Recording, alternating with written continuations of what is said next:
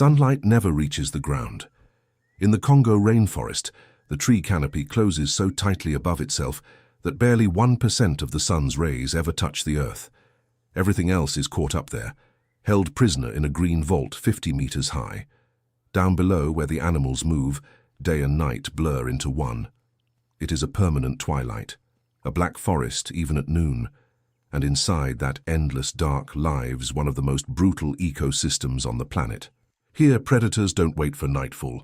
Here, it is always night.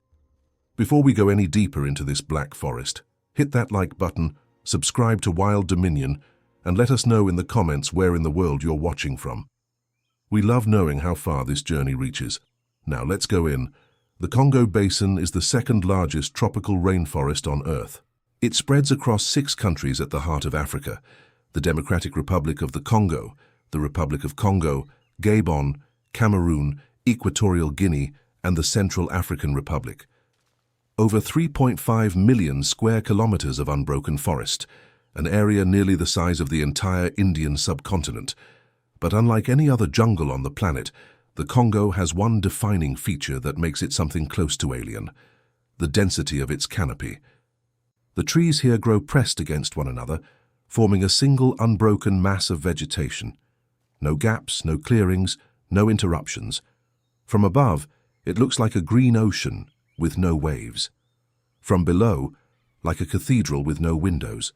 Through the center of this immensity runs the Congo River, 4,700 kilometers of dark brown water born in the mountains of eastern Africa and emptying into the Atlantic.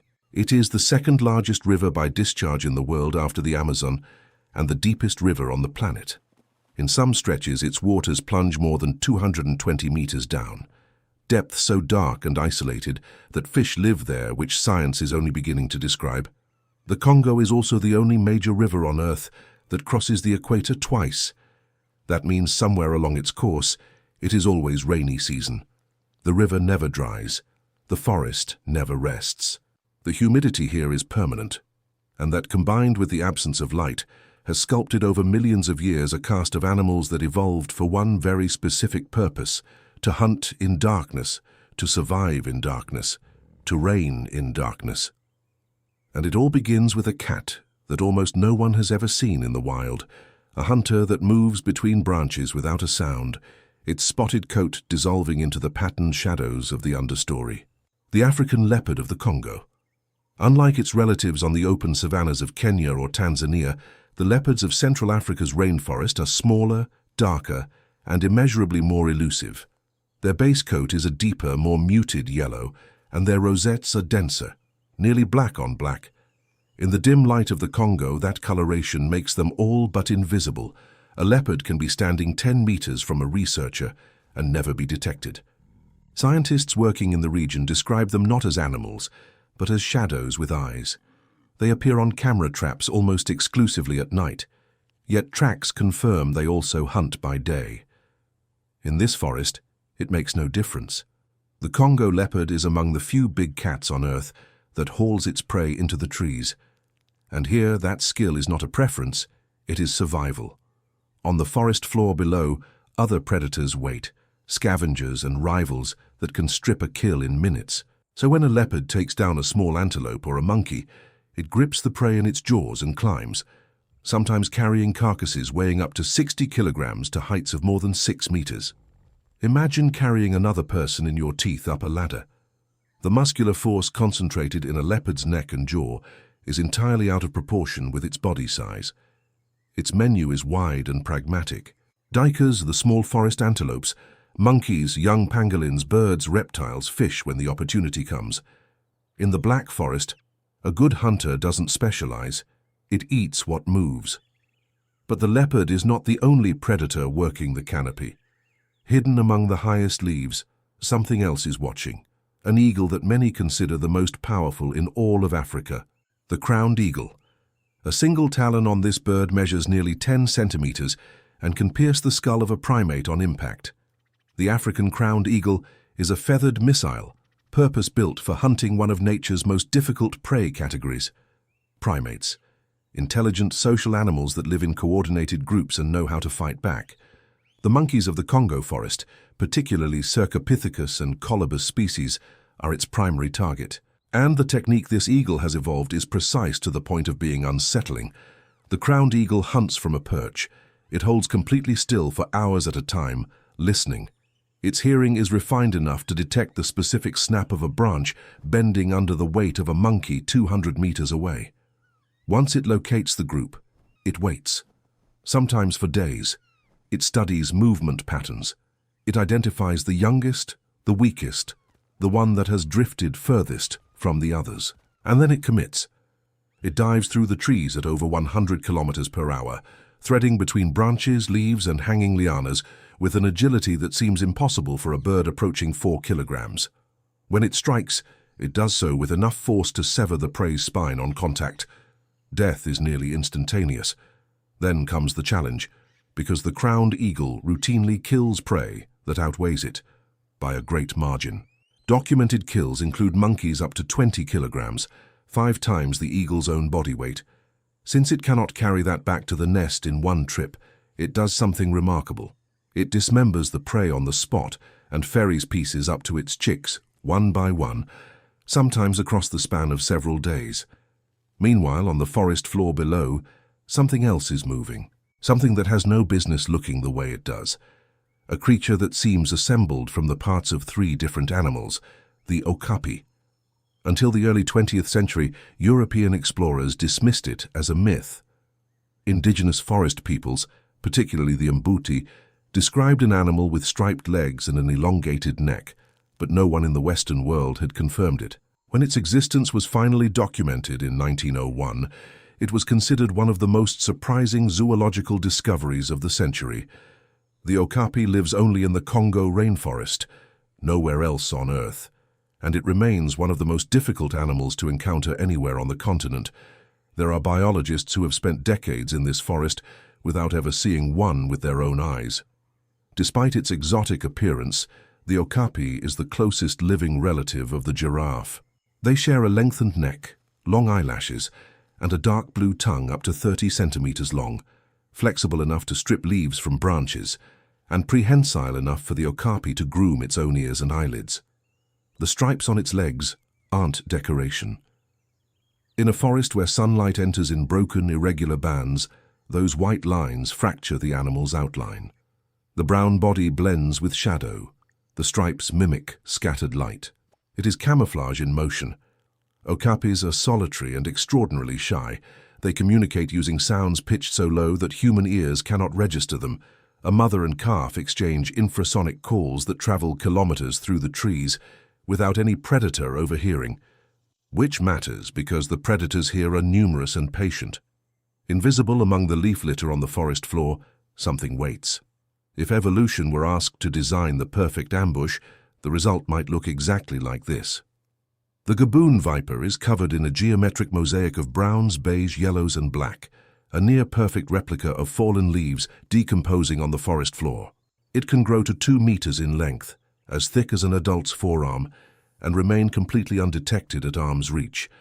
There are documented cases of people stepping directly onto a gaboon viper without seeing it. The snake, remarkably, did not strike. Its strategy is not to pursue or aggressively ambush. It is simply to wait, to sit perfectly still until prey steps within range. But when it does attack, the consequences are severe. The gaboon viper has the longest fangs of any snake on Earth, up to 5 centimeters, folded inside the closed mouth like the blade of a Swiss Army knife, snapping open on the strike. Those fangs penetrate deep enough to deliver venom directly into the vascular system. What follows is a toxin that is both hemotoxic and cytotoxic simultaneously, destroying red blood cells, dissolving tissue, triggering massive internal hemorrhaging. A single bite carries enough venom to kill several adult humans, and yet despite that capacity, the gaboon viper is notably calm and non-confrontational. It prefers that larger animals simply pass by. It attacks only when directly provoked or stepped on. That is a lesson this forest teaches repeatedly. Danger here does not announce itself. It makes no sound. It is not visible. It appears beneath your feet. While that drama unfolds on the ground, something has been happening overhead, that science only began to understand properly in the last 40 years. For a long time, humans believed we were the only primates that hunted cooperatively, with strategy, assigned roles, and deliberate planning. We were wrong. In the forests of the Congo, chimpanzees hunt. And they hunt with a coordination that is genuinely difficult to watch without a sense of recognition. Congo chimpanzees organize hunting parties of up to 10 individuals, each with a defined function. Blockers position themselves to cut off escape routes. Drivers chase the prey toward where the blockers are waiting. Active hunters close in for the kill. Their most common prey, colobus monkeys, smaller, herbivorous primates that live in the upper canopy. The chimpanzees pursue them through the trees, leaping, vocalizing, communicating with specific calls for each phase of the chase. What happens when they catch one is hard to watch. The prey is consumed alive. The hunt's leader takes the first portion, the rest is distributed according to social rank. It is a hierarchical, political, and sometimes violent society, and it reflects something uncomfortable about our own lineage. The evolutionary path that led to modern humans passed through behaviors like these. In many ways, these Congo chimpanzees are a distant mirror. At no great distance from them, in another part of the same forest, lives their closest relative. And yet the contrast could not be more complete. Bonobos exist only south of the Congo River, in a specific portion of the Democratic Republic of the Congo. They belong to the same genus as chimpanzees. They share roughly 99% of their DNA with us. But where chimpanzee society is patriarchal and prone to violence, bonobo society is matriarchal and built around de-escalation. Tension within the group is resolved not through conflict, but through physical contact, embracing, grooming, sharing food. Bonobos are among the most peaceful primates on the planet. Lethal violence between bonobos has almost never been recorded in the wild. They share food with strangers.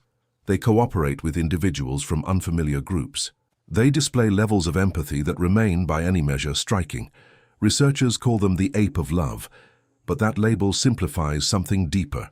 Bonobos discovered, through evolution, that cooperation generates more long-term benefit than aggression.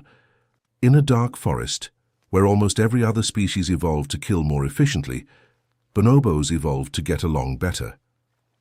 But that peace does not extend to the larger forces pressing in on their world. The Congo forest shows no mercy, even to its largest inhabitants. For decades, the African forest elephant was classified as a variety of the savanna elephant, the same species, simply adapted to a different habitat. In 2021, science formally confirmed what conservationists had long suspected. They are two entirely distinct species. The forest elephant is smaller.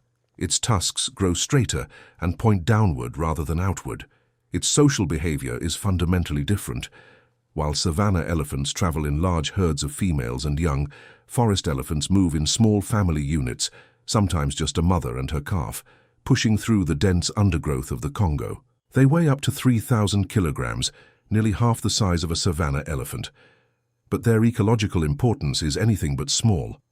Biologists call them the gardeners of the forest. These elephants consume whole fruits, seeds and all, while traveling enormous distances through the canopy's shadow. The seeds pass intact through their digestive systems and are deposited far from the parent tree, wrapped in natural fertilizer. Some tree species in the Congo cannot germinate unless their seeds have first passed through an elephant's gut. Without forest elephants, those tree species would simply cease to exist. A single adult can disperse more than 12,000 seeds in a day. Multiply that by the decades each elephant lives, and by the thousands still moving through this forest. Every tree standing in the Congo today was, in some real sense, planted by an elephant that passed through long ago. Remove the elephant, and the forest becomes something impoverished, something simpler and diminished, which makes what has happened to them all the more devastating.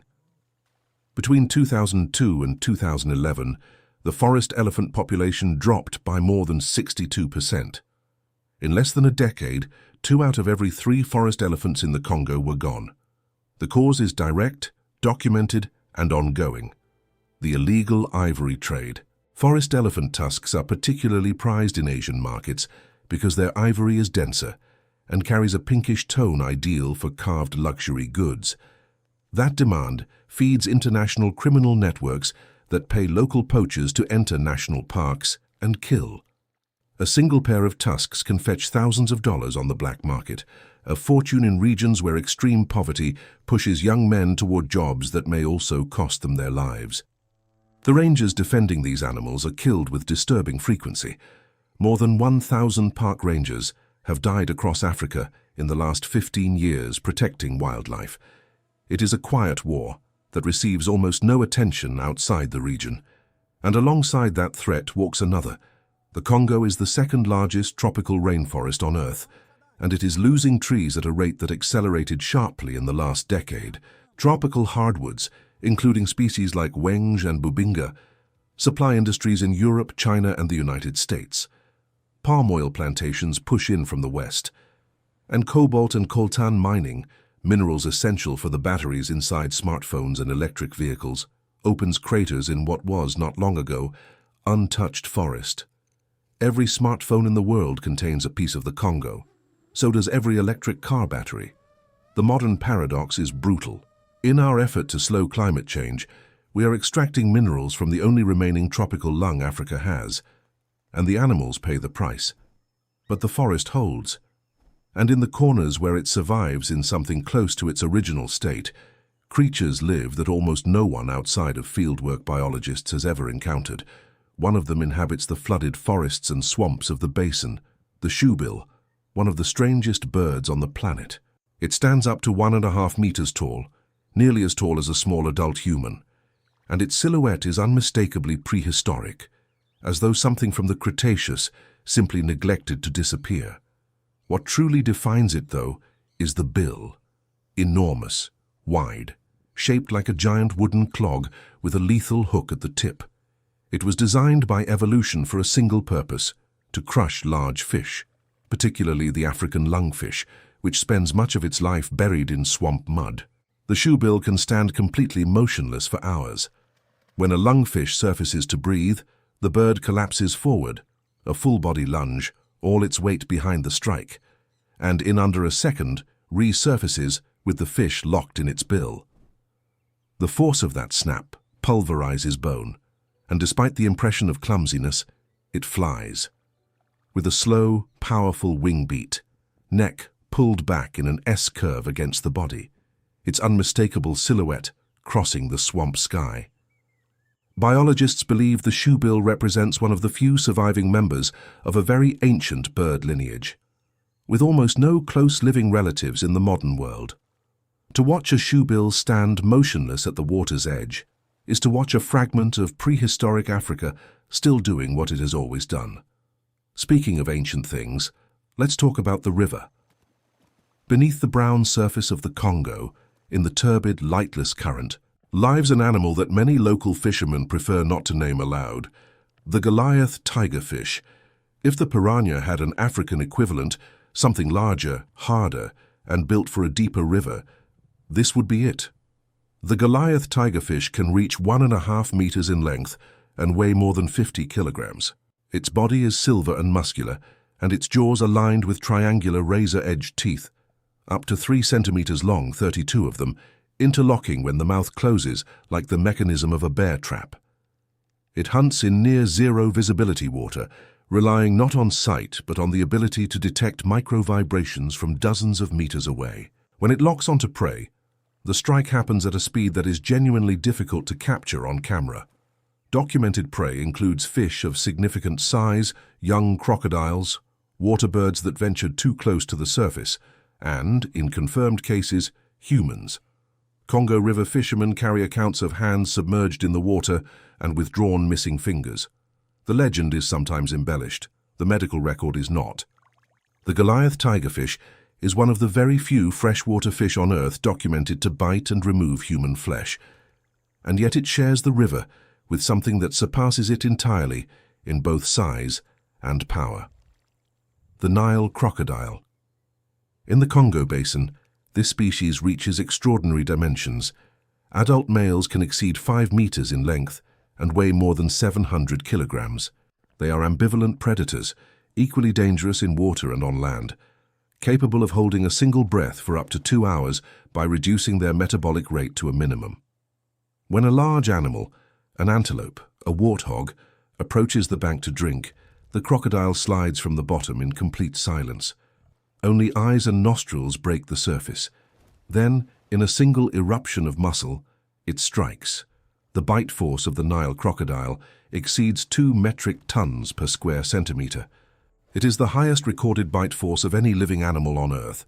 Once those jaws close around prey, no amount of opposing muscular force can open them. And then comes the next step, the death roll. The crocodile rotates on its own axis in the water, tearing away sections of flesh while the prey is still conscious. It is ancient, efficient, and confronting in its directness. But Nile crocodiles are not simply killing machines. They are surprisingly devoted parents. A female excavates a nest in the riverbank sand, lays up to 60 eggs and covers them carefully. For 3 months she guards the nest without feeding, driving away monitor lizards and other predators that circle constantly looking for an opportunity. When hatching time arrives, the young call from inside their shells a high-pitched sound that travels through the sand. The mother hears it. She excavates the nest and, with that same lethal mouth, lifts her hatchlings one by one with extraordinary gentleness. She carries them to the water. Some females transport up to 20 young at once held loosely in the throat. She defends them for months, chasing fish, birds, and other predators away from her offspring. It is a striking and contradictory image. The animal with the most powerful bite ever measured, exercising a tenderness that is easy to underestimate. Nature is not only violence, it is also this. Yet Congo crocodiles face growing threats of their own. Hunting for their skin continues in rural areas with little enforcement. Illegal dynamite fishing, still practiced on some Congo River tributaries, kills young crocodiles caught in the blast radius. And industrial contamination from mines, particularly mercury, accumulates in the fish they consume, degrading their reproductive systems over time. Biologists monitoring these populations are noting a quiet trend. Fewer hatchlings, smaller, weaker juveniles. And a river without crocodiles is not a balanced river. It is one where populations that once had a regulator begin to expand beyond control. The Congo's river system also shelters a far less known relative of the giants above, the pygmy hippopotamus. Most people know the common hippopotamus, the massive, aggressive resident of Africa's open waterways. Far fewer know that a miniaturized version exists, found exclusively in the forests of West and Central Africa, including the Congo Basin's edge. The pygmy hippo stands less than 1 meter tall, weighs between 200 and 300 kilograms, and lives alone in the swamps and interior streams of the forest. Unlike its larger relative, it avoids open water entirely. It is nocturnal, secretive, and almost never seen. Only a few thousand individuals are estimated to remain in the wild. It is one of the most threatened large mammals on Earth. Forest loss and poaching have pushed it close to the edge. The biologists devoted to its conservation count themselves lucky if they manage a handful of sightings a year. The chance of a visitor encountering one in the wild is, to put it plainly, close to none.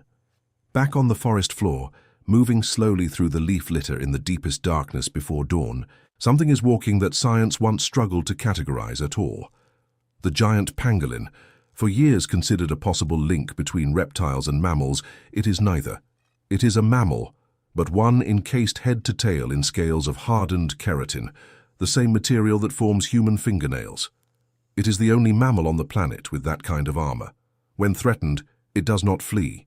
It curls into a perfect, almost seamless ball, impenetrable to most predators.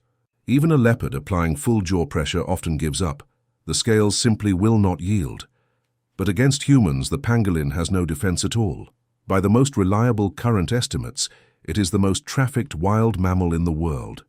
More than rhinoceroses, more than elephants, more than tigers. Tens of thousands of pangolins are poached annually across Africa and Asia to supply black markets in China and Vietnam, where the meat is consumed as a luxury item and the scales are used in traditional medicine despite carrying no verified medicinal properties whatsoever.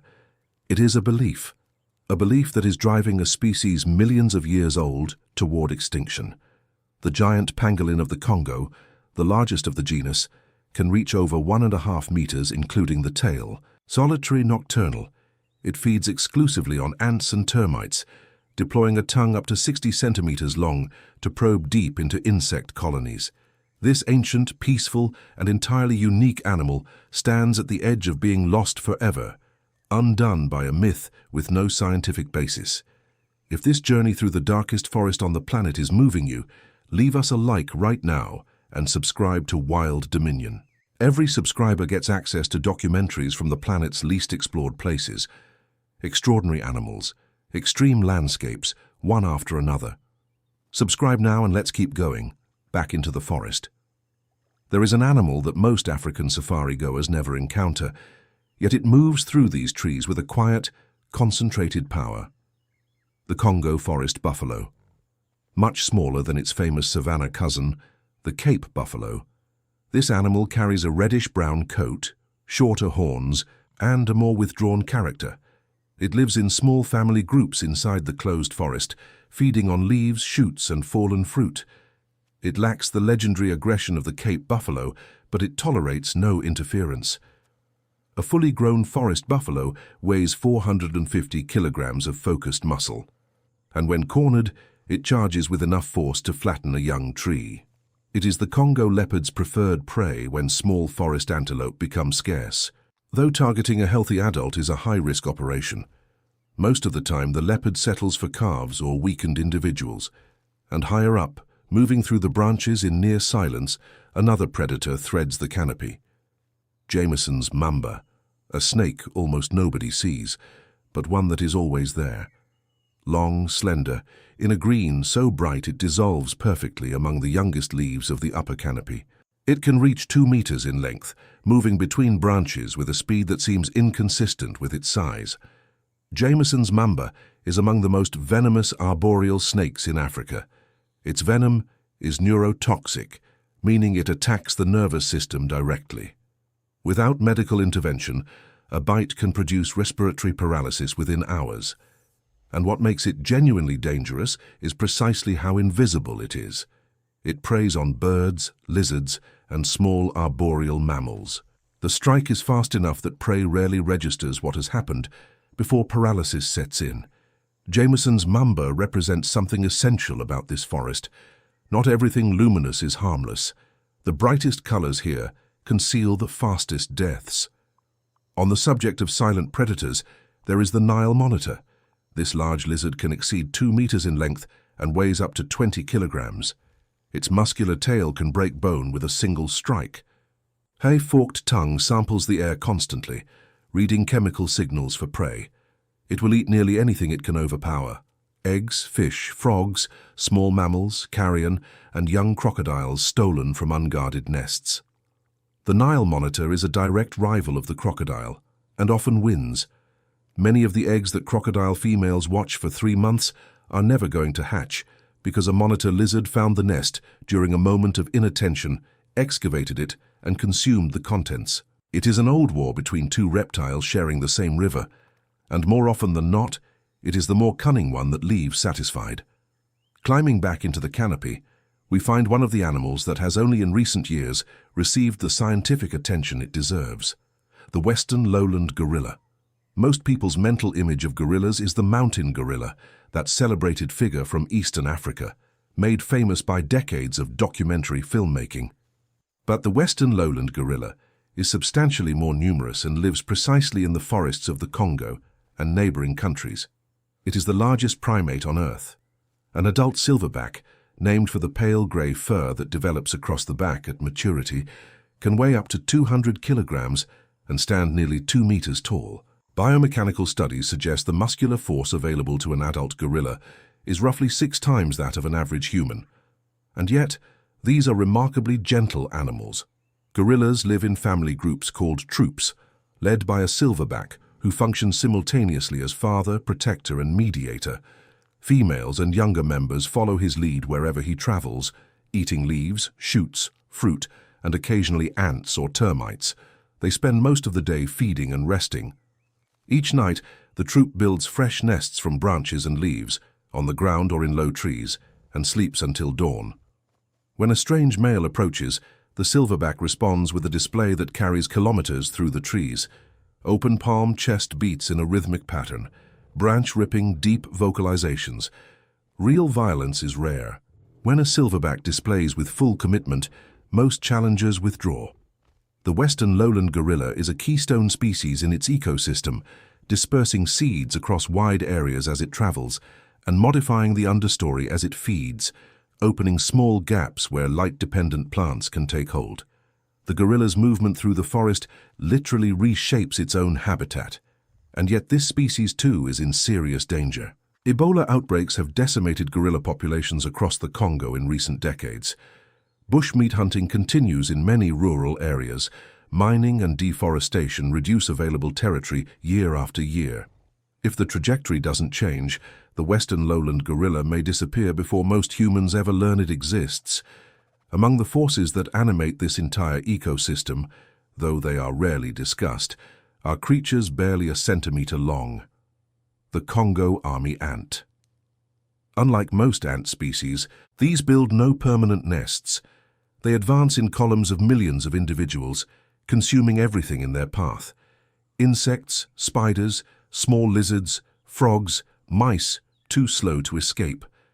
When an army ant column moves through a section of forest, the entire ecosystem reorganizes around it. Birds follow the column's edges, picking off fleeing insects. Reptiles go underground. Mammals climb. A single column can contain 20 million ants and take thousands of prey in a single night.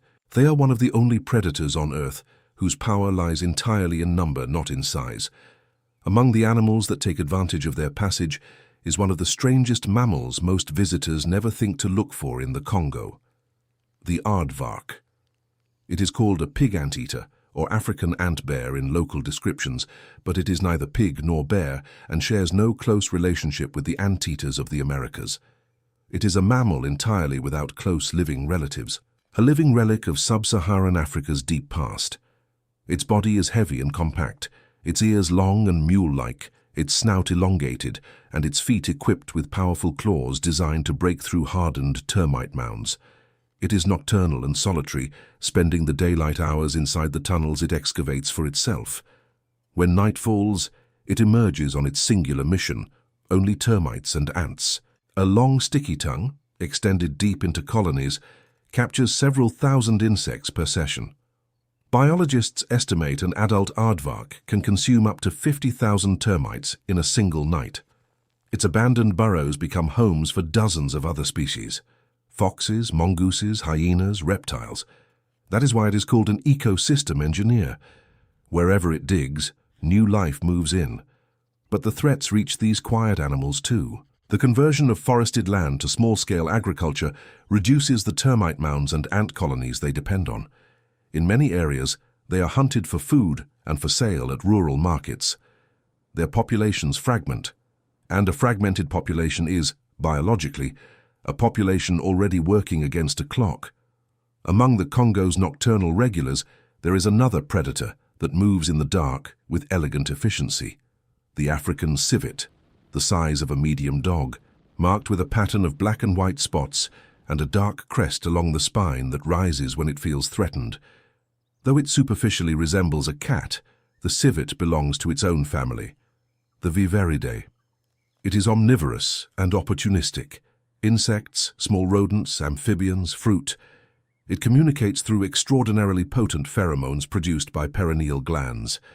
For centuries, that secretion, known as civetone, was considered among the most valuable raw materials in European perfumery and was obtained by hunting civets specifically for it. Although the fragrance industry now relies mostly on synthetic alternatives, live capture practices persist in some regions. Once again, the natural world is taxed for human indulgence.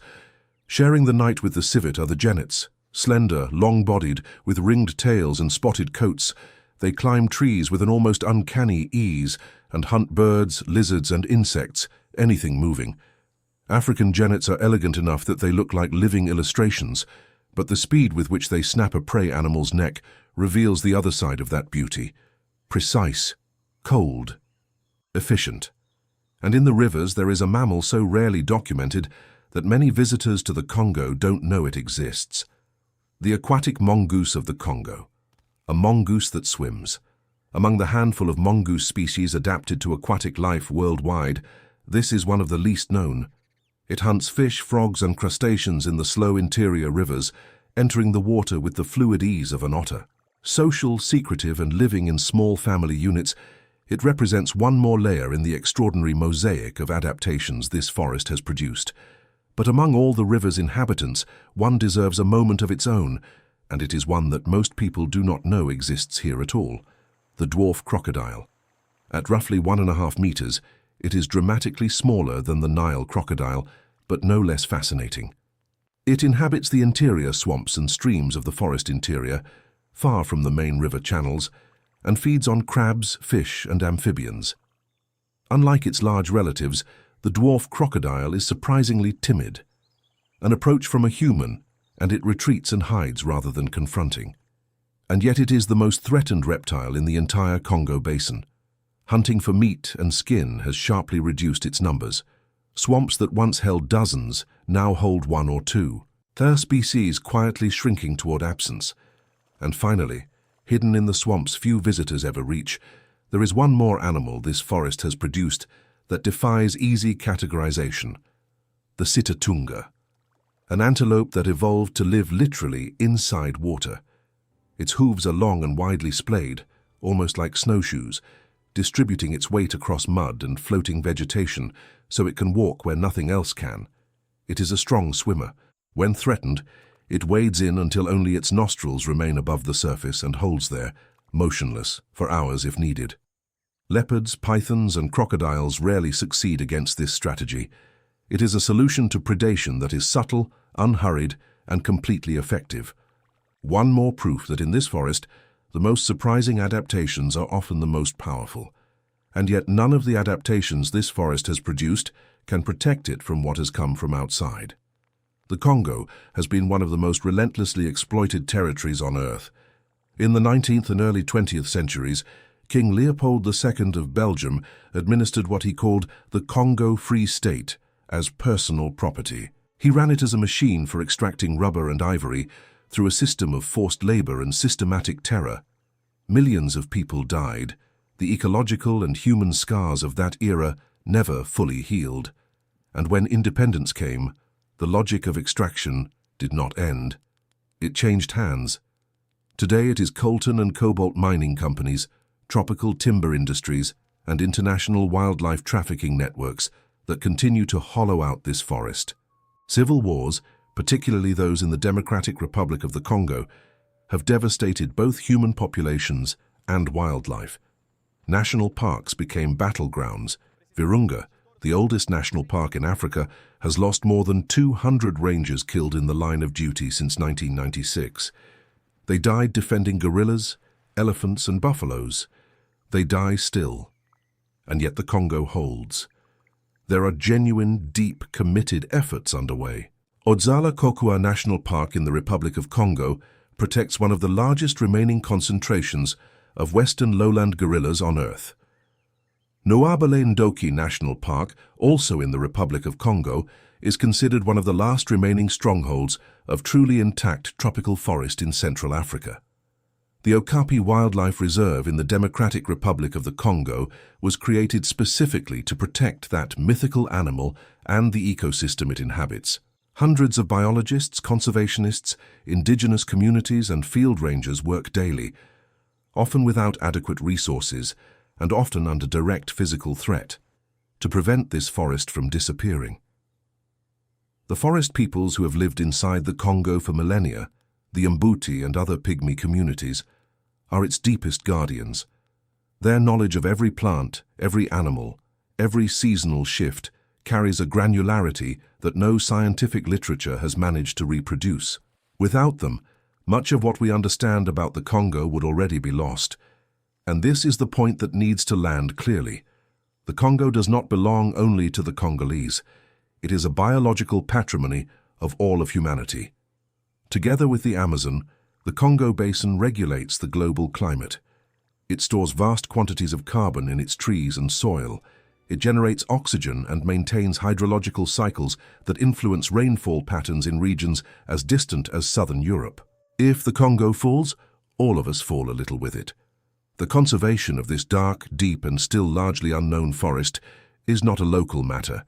It is a planetary one, and every one of us, wherever we live, has a role in the story.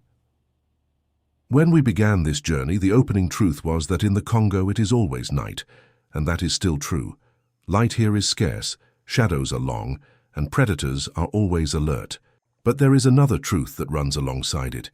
In that darkness, in that black forest, beats one of the most alive hearts on the planet.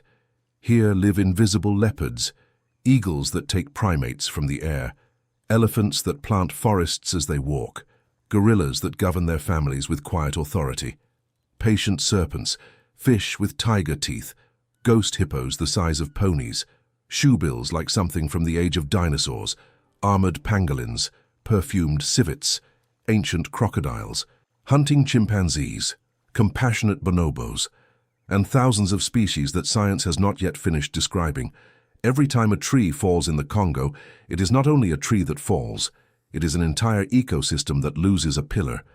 Every time a forest elephant is killed for its tusks, it is not only an animal that dies, it is a sower of forests. Every time a river in the basin is contaminated, it is not a river being poisoned. It is the blood of the forest itself. We need to understand that the darkness of the Congo is valuable, that inside it there is life, that inside it there is history, that inside it there is a possible future for this planet, but only if we leave it standing. The Black Forest does not need to be rescued in some heroic sense. It needs to be respected. It needs us to reduce our demand for the minerals that destroy it. It needs us to stop purchasing uncertified tropical hardwood. It needs us to support the organizations protecting its wildlife. It needs us to listen to the indigenous peoples who have cared for this forest for thousands of years without destroying it. It needs us to understand that every choice we make, every smartphone we buy, every cheap commodity we consume, sends a ripple that reaches into the darkest heart of Africa. And somewhere down there, in that eternal twilight where sunlight never touches the ground, there is a leopard watching us. We cannot see it. We do not know it is there. It is waiting, patient, still invisible, for us to make the right decision. If this journey through the world's darkest forest moved you in any way, leave us a like and subscribe to Wild Dominion so you don't miss what comes next.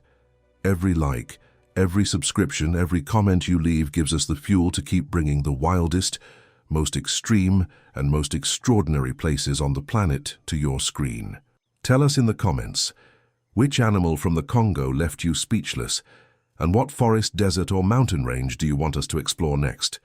We read every single one. Until the next documentary, Wild Dominion.